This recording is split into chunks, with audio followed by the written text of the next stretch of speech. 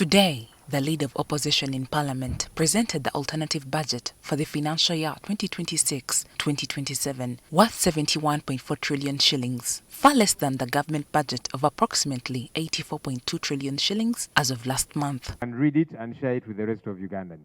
Thank you. Opposition MPs attended the event, along with civil society activists, and the acting National Unity Platform president, also the deputy president for Northern Uganda, Lina Zedriga. The budget was themed Safeguarding Lives, Livelihoods and Institutions. Our theme for this year's alternative budget priorities, Safeguarding Lives, Livelihoods and Institutions, is not accidental. It represents the deep and interconnected crisis facing our country today.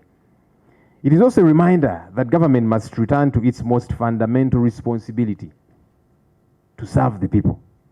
As you have already learned, more than half of Uganda's projected budget for the coming financial year is already unavailable for spending.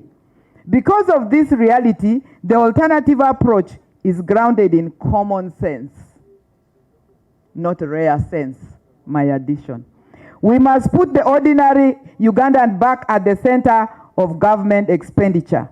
Ssenyonyi said the economic outlook remains uncertain, with the high cost of debt servicing limiting the country's development and affecting citizens. He noted that the government had committed to settling areas within 3 years, yet in the proposed budget, the allocation has drastically reduced from 1.4 trillion to 200 billion shillings, appearing to be a broken promise. At first glance, the proposed national budget appears to be growing. Government projects an expenditure of over 84 trillion shillings. But when we take a close look, we find a different story. One of a shrinking fiscal space and growing pressure on citizens. Over half of this budget is already pre-committed to debt servicing, refinancing, and fixed costs. This leaves very little for the actual services that Ugandans depend on. The leader of opposition said the ambitious revenue targets set by the government will only increase taxation, which burdens small businesses and affects investment and economic growth. Government has so far spent 180 billion shillings on Inspire Africa Coffee Factory in Ntungamo, a private company whose benefits the citizens don't see at all.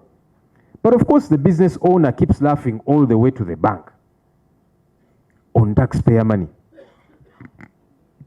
Day Biopharma, that's another private company, which promised the country the COVID vaccine.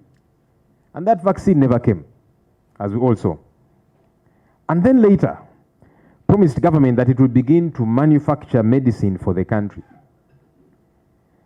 724 billion shillings was given to this businessman, the proprietor of Day Biopharma. But there's no medicine coming out of that country, of that factory, to date. Atiak Sugar Factory has so far consumed 668 billion shillings of taxpayer money. But you guessed right. There's no sugar coming out of that factory, even when taxpayer money was heavily injected. He described how the alternative budget could be allocated across different sectors of the economy. Our healthcare remains critically underfunded, receiving only about 6% of the national budget, far below the Abuja target of 15%. The consequences are clear, ladies and gentlemen. Understaffed hospitals, frequent drug stockouts, and high maternal mortality.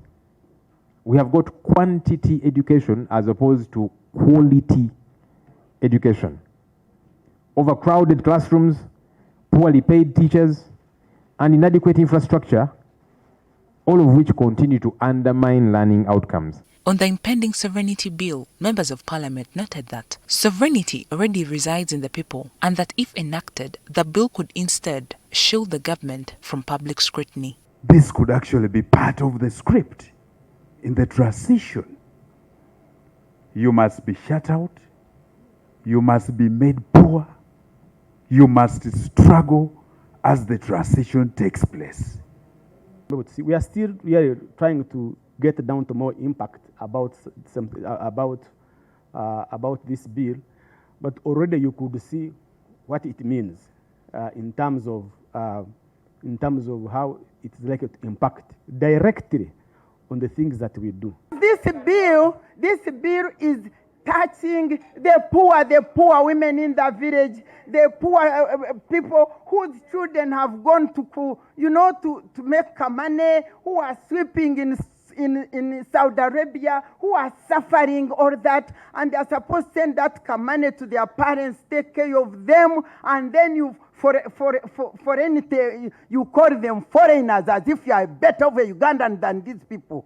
Maria Jacinta Kanyange, NTV.